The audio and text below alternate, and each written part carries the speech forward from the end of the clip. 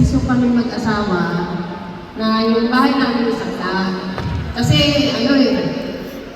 para iba ang buhay, lumaki ang kita, nag-isip ako ng ibang hanap buhay. Inisip ko hanap buhay, magtinda ng isda. Doon kami sa Bulacan, doon sa nanay ko, kasi malayo sa Payan yun eh. Kaya naisip ko na baka mag-success yung pagtitinda ng isda. At tapos, nasangla na yung bahay namin, inano ko nung sanglang tira. Ibig sabihin, pag sanglang tira, hindi kami ang tira ron, yung bago nakasangla, yung pinagsangla namin. Ayun nga, pumunta na kami sa Bulacan. Tapos, ako lang mag-isa, ako ang namamakyaw, ako ang nagtitinda. Niyayaya kami siya kung ayaw na na. Parang hindi niya matanggap na Hindi natanggap na sa ganun. Yes, na kayong mangingisda. sitwasyon. Napakahirap kasi parang ako lang mag-isa, parang wala akong kasama. Talagang masyado nang binibib yung pagkakasangla. Pero pumayag naman siya nung nag-usap kami. Hindi lang siya umiibig kasi parang nawalan na siya ng ano sa buhay. Hindi siya naghahanap buhay. Sige lang siya itong tanong. Dumating nga sa point na parang gusto ko lang pag-iwalay sa kanya. Kasi naturingan na asawa ko, pero hindi ko maramdaman. Pero salamat ako sa malala ko kasi yun ang nagpapalakas ng loob. Yun ang bali nagpaintindi sa akin na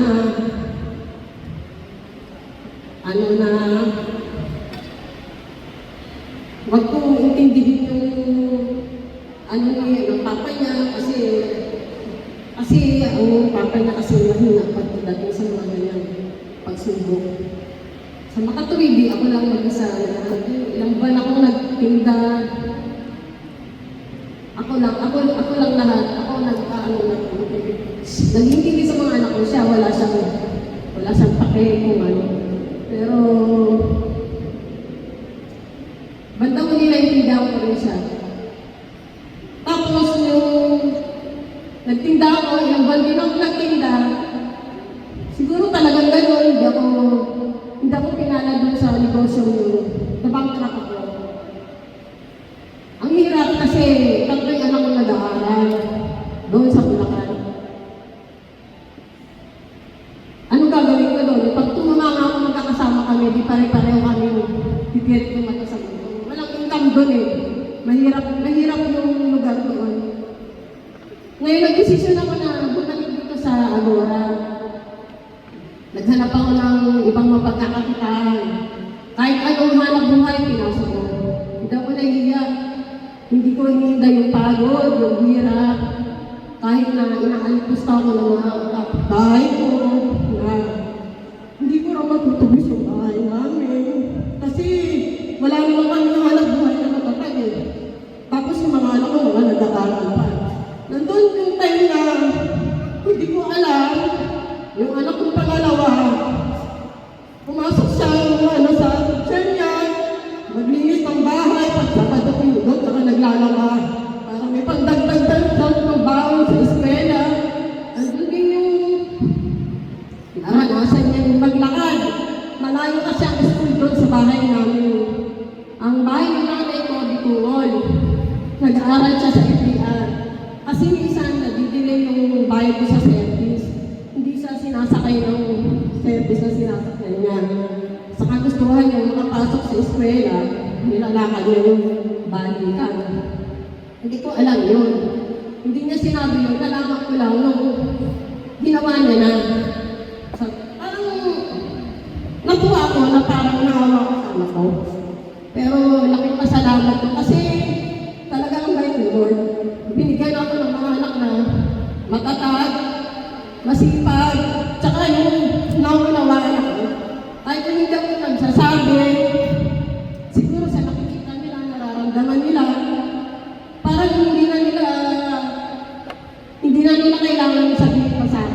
sila na mismo nag-usap.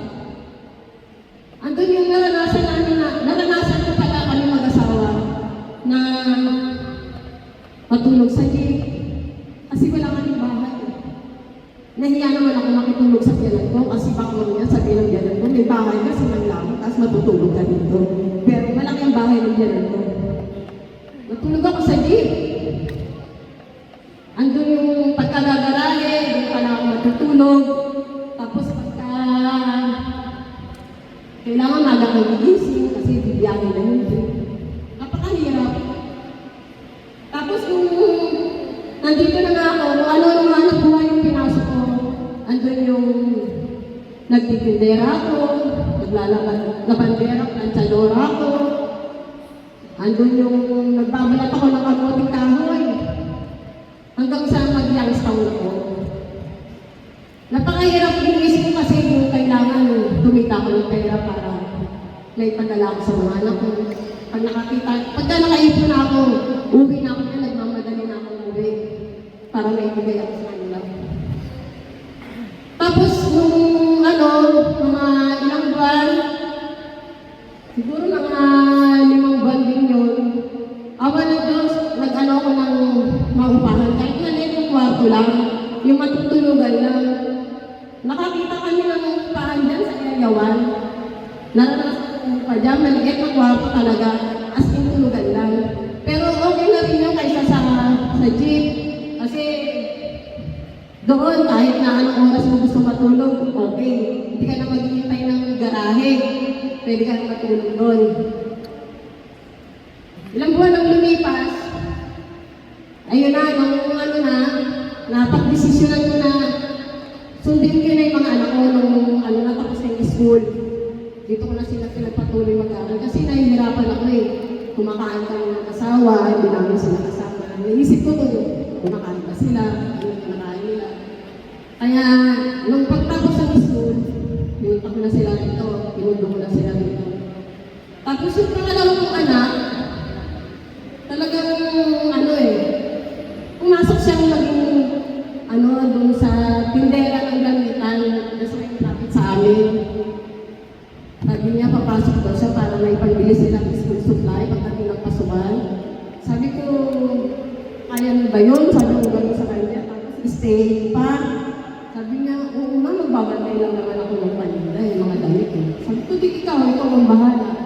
Sa mga tuwid, di pumasok siya. O, nakaisang buwan siya. Ngayon, buong sahod ng isang buwan, binigay niya sa akin yun. Sabi niya, Mama, pagdagdag mo yung pangbili ng gamit namin magkakapatid. Parang, nakakatuwa kasi nakakapag-isip siya ng gano'n sa mga kapatid niya.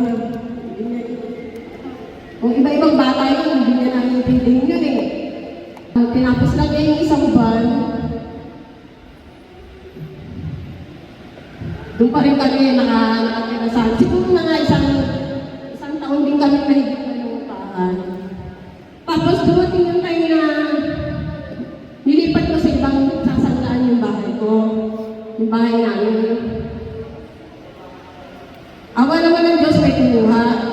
Ang ginawa naman niya, tinanggap niya, tapos paupahan niya sa iba.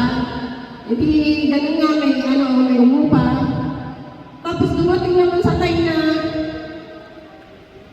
aalis na yung umupa. Ngayon ko sa tulong pinagsandaan ko, kung gusto ko, na kami ang umupa, umupa din naman kami. Pero, natuwa ako, pero nakabahan ako kasi kakayanin ko ba? Kasi siyempre, iba yung medyo mataas ang karon, ilaw pa, tubig pa. Sabi ng mga huwag kang mag-alala, kaya natin yung tiwala lang. Pinalakasan na yung loob ko. Sa mga tuwid, lumipat na kami ng bahay. Nakakatuwa kasi parang ibang bumalik na naman kami sa bago namin bahay. Ayun na nga, nampahan na kami doon. Tapos, doon sa may harap ng biyanan ko, nagtinda-tinda ako doon. Lahat ng klase ng tinda ko. Lahat, yung mga ripak-ripak ng mga chicharon, mga mani, mga nag-aaga ako ng mais, nilagay sa mainit, ang gusto niya nung araw eh. Hinahamon namin dito sa may phase 1, tapos binabahay-bahay ko. Basta lahat ng kanila.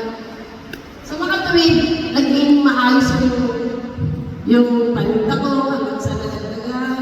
Nagkaroon ako ng yung mga laruan, mga tinda ko, mga laruan, mga nakakad na nagbili sa mga bata, yung tag-inuman, tag-sasampu.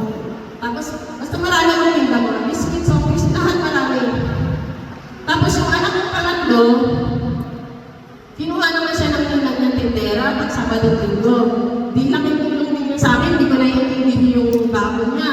Siya na magpapabaon sa sarili niya. Tapos, eto pa yung manukuha sa akin ng paninda, tinitinda niya sa mga klase nito, pinapatungan niya ng piso-piso. Para kahit pa paano may pandagdag pa rin siya pagkaon sa school niya. Natutuwa ko kasi kahit na mahirap ang buhay, nandun yung nakaagapay sa inyo yung pamilya mo, yung mga anak mo. Parang lumalakas na yung loob mo eh. Tumatapang kayo. Sabi ko, Lord, tulungan niyo naman akong matubos yung bahay mo. Sabi ko, Lord, sige lang ako ng hanap buhay, tapos sali lang ako ng sali ng paluwagan. Nakailang